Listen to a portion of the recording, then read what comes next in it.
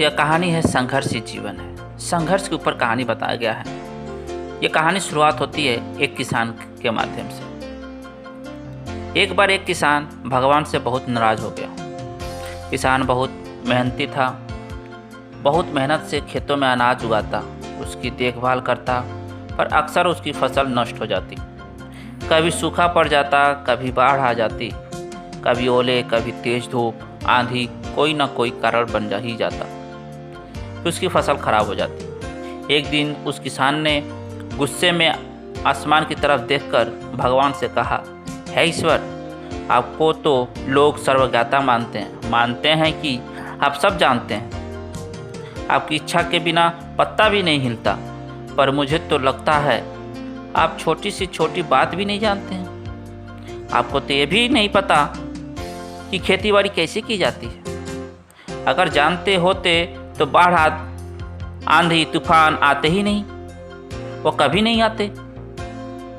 आप नहीं जानते कि हम जैसे किसानों को नुकसान कितना उठाना पड़ता है। यदि आप मेरे हाथ में यह शक्ति दे दे कि मैं जैसा चाहूँ वैसा मौसम कर दूँ, फिर आप देखना कि मैं अन्न की भंडार लगा दूंगा। भगवान इस भोले भाले किसान की तीखी बात सुनकर मुस्कुरा रहे थे। वह इस किसान के सामने प्रकट हुए और बोले कि मैं आज से तुझे यह शक्ति देता हूँ कि अपने खेतों पर जैसा तुम्हारा इच्छा हो वैसा मौसम तुम कर सकते हो, और मैं बिल्कुल दखल नहीं दूंगा। तुम जब चाहोगे, जैसा मौसम चाहोगे वैसा मौसम तुम कर सकते हो। किसान बहुत खुश हो गया। उसने गेहूं की फसल अपने खेतों में बोई। जब उसको लगा खेतों में धूप चाहिए, तब खेतों को धूप मिली जितनी धूप चाहिए। जब पानी बरसाना चाहिए था, तब पानी बरसाया, उसके खेत में पानी बरसाया। आंधी तूफान बाढ़ कुछ भी खेतों में नहीं आने दिया। किसान के खेत में इस वर्ष ऐसी फसल हुई जैसी कभी नहीं हुई।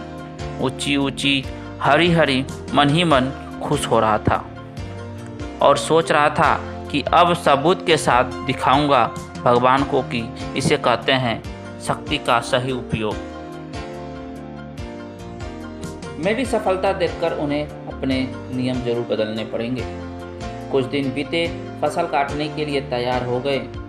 किसान बड़ी उत्सुकता से फसल काटने लगा, पर जैसे ही उसका ध्यान गेहूं की बाली पर गया तो उसने अपने सर पीटने लिया, रोने चिल्लाने लगा। गेहूं के एक भी बाली के अंदर दाना नहीं था, सारी बालियां अंदर से खाली थीं। किसान बहुत दुखी हुआ। उसने भगवान को रोते हुए फिर पुकारा कि हे प्रभु, यह मेरे साथ तूने क्या किया? क्या तूने मुझे सजा दी? भगवान बोले, यह तो होना ही था पुत्र। तुमने पौधों को कुछ संघर्ष का मौका ही कहाँ दिया। नहीं उन्हें आंधियों से जूझने दिया, न ही तेज बारिश को सहने दिया, और न ही तेज धूप में तपने दिया। एक भी चुनौती का सामना तुमने उन्हें नहीं करने दिया। इसीलिए सारे पौधे खोखले रह गए। जब आंधी तूफान, तेज बारिश, धूप पड़ती है, तभी वह पौधे अपना अस्तित्व को बचाने के लिए संघर्ष करते हैं, और इसी संघर्ष से बल पैदा होता है।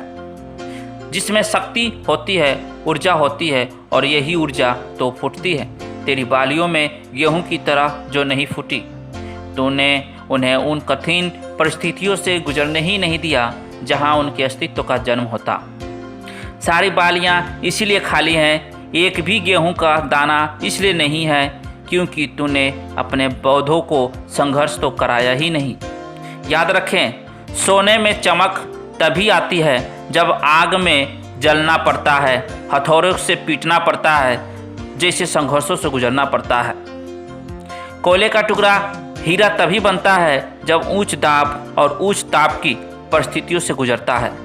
इसी तरह हमारी ज़िंदगी में संघर्ष ही ना हो, कोई चुनौती ना हो, तो हम भी गेहूं के बाली की तरह खोखले ही रह जाएंगे। हमारा कोई अस्तित्व नहीं रहेगा। विपरीत परिस्थितियां, समस्याएं हमें और अधिक निखारती हैं। यदि जीवन में मुश्किल परिस्थितियां आए, चुनौतियां आए, तो घबराना कैसा? इनका सामना करना और विश्वास रखिए हम और अधिक निखरेंगे और मजबूत बनेंगे। किसी ने सही कहा है, जिंदगी जीना आसान नहीं होता, बिना संघर्ष का कोई महान नहीं होता। जब तक ना पड़े हथौड़ों की चोट, पत्थर भी भगवान नहीं होता। यह कहानी था स्ट्रगल माने संघर्ष के ऊपर। अगर इस कहानी में आपको कुछ भी सीखने को मिला हो तो मेरे चैनल को लाइक और सब्सक्राइब करना ना भूलें। Thank you for watching.